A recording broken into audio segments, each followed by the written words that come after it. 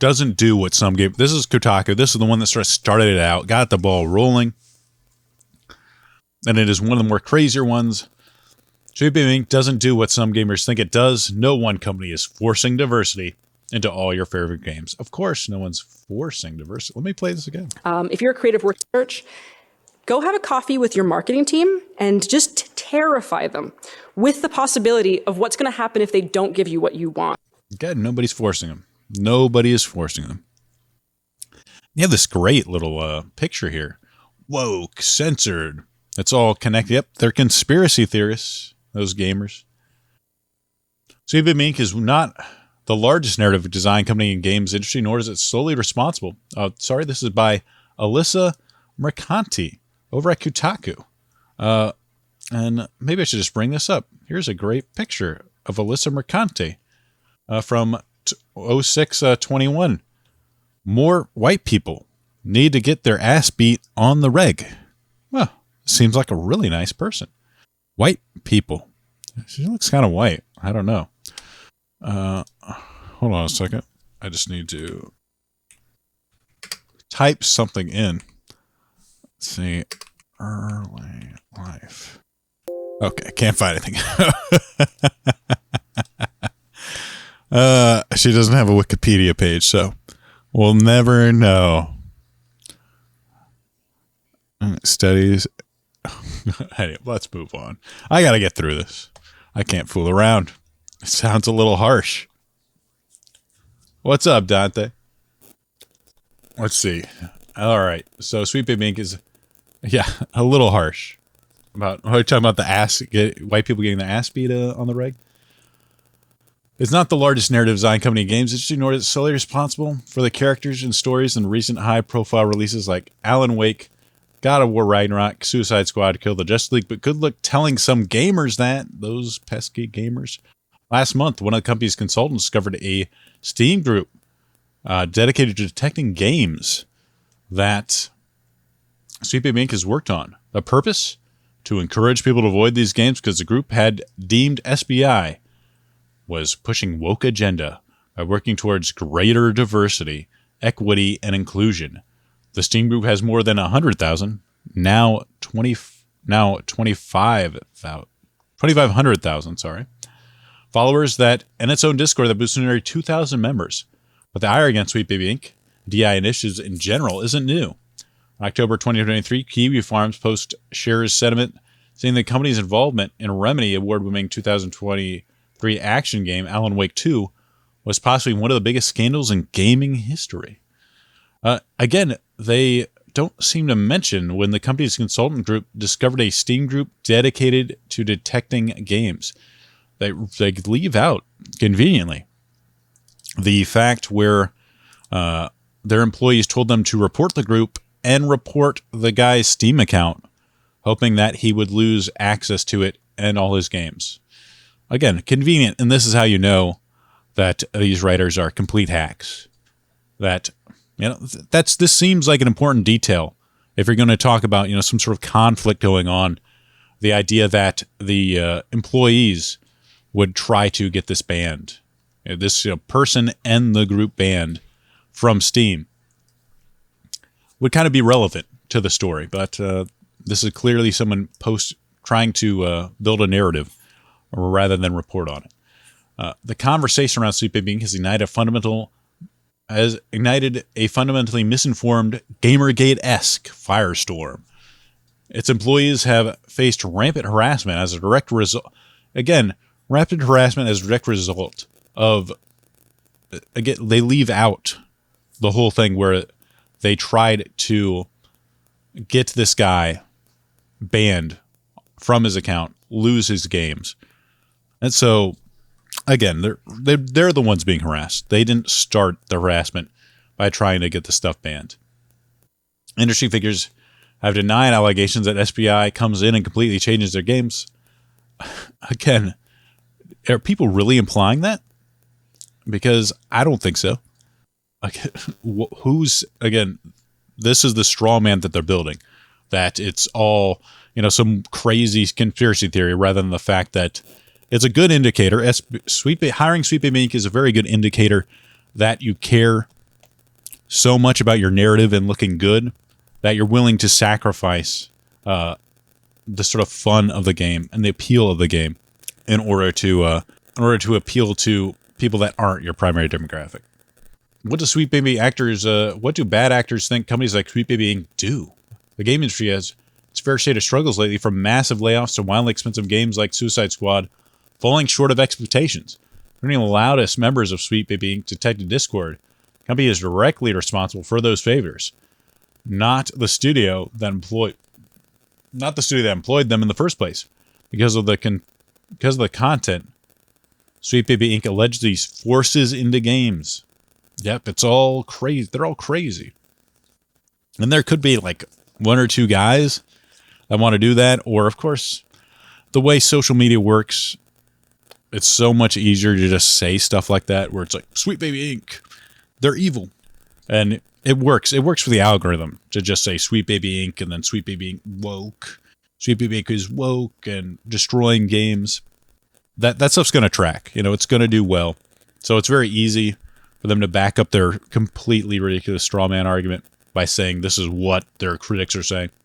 But it doesn't change the fact that Sweet Baby Inc. does go in and help make the game worse. Everyone knows that, and even Sweet Baby Inc. knows that, which is why you have people like this saying, report the fuck out of this group, report the creator since he loves his account so much. These people know. Felix over here at home knows that they make the games worse. They know, Chris Kinder knows that they're making their games less appealing to their primary audience.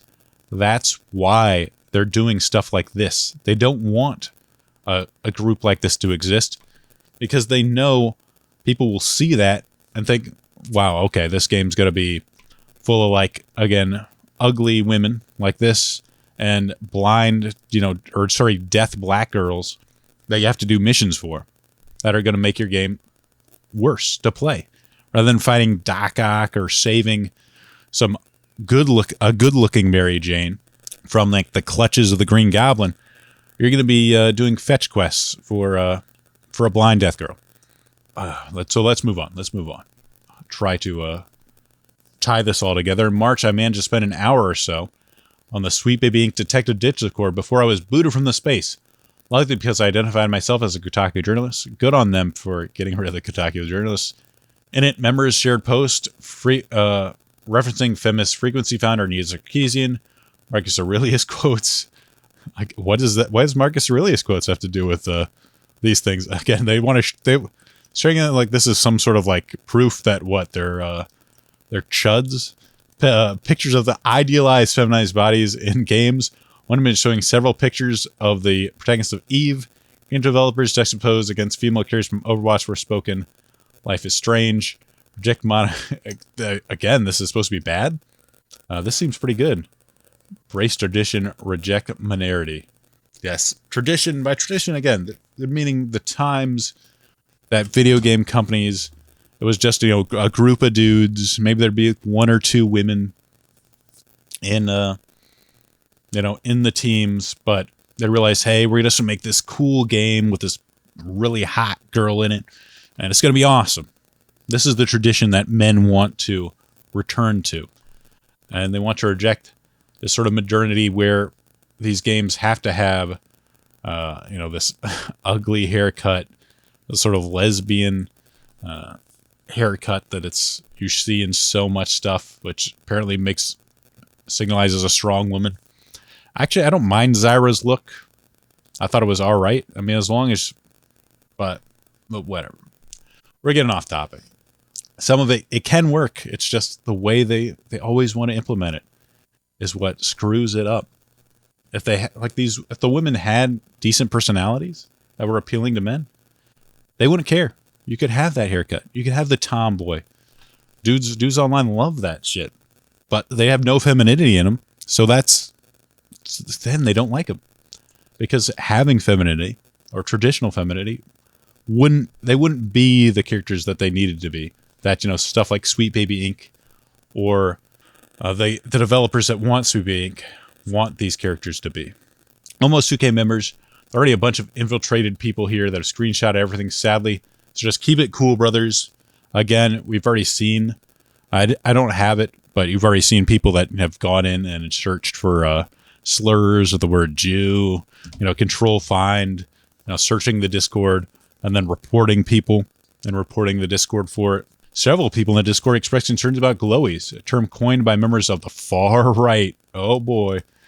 For suspecting of being federal law enforcement, yes, FBI agents, their informants attempting to infiltrate their online spaces and set them up for legal consequences. And in this case, a very apt term for these journalists and other people that are sort of going in, how can I paint these people as racist, and report them with screenshots. Two members spoke to via Discord, shared similar sentiment about why they believe the Steam page and subsequent Discord are important, so they can identify games that were developed with the support of Sweet Baby Inc. and make informed decisions when purchasing them. Sounds reasonable. Sweet Baby Inc. is a symptom of other ideological worldviews that I believe have taken hold of the Western world media and gaming as a whole. A 31-year-old member. I don't understand why they mention the age. I think that's kind of meant to shame people, like some old dude. And the Discord told me he also insisted, without proving evidence, that Sweet Baby adds race identity group quotas to everything they're involved with. Which, yeah, probably doesn't have any evidence there. But they go hand in hand. Sweet Baby Inc. isn't forcing diversity, it's happening naturally, which is true. By naturally, they sort of mean, again, all this sort of culture that's surrounding these liberal areas where a lot of these games are made. Again, making this sort of appealing to men now in video games is seen as vulgar, it's seen as passé, and in some cases immoral at its worst. So blah, blah, blah. Assumption that the team at Sweet Baby Inc. Can only offer up content that's based on the identity is incredibly frustrating for the team. What the hell are they talking about? Like, that's in their entire job that they've said in their articles is sort of they go in, something's missing, and we're making it more authentic. That's their purpose. So I don't get why they're frustrated about this.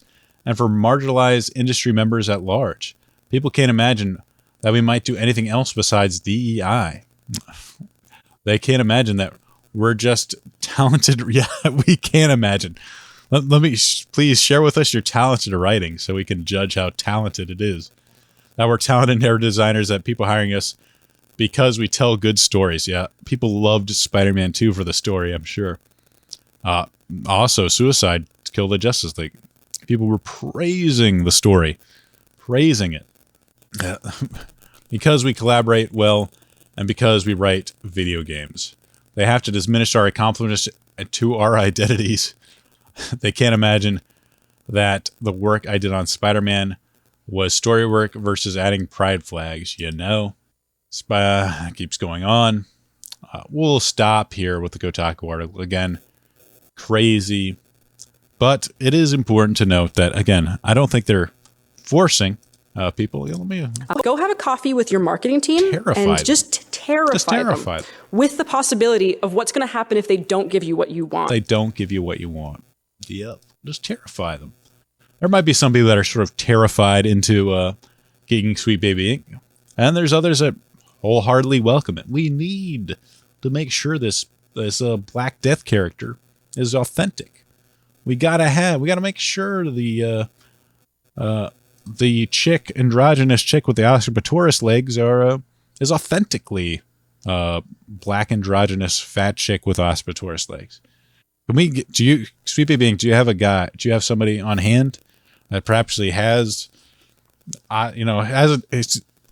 hasn't been, a person that shot their wife in a bathroom? We don't want that person, but do you have somebody with like blades for legs? You come in and make sure it's authentic for us, please.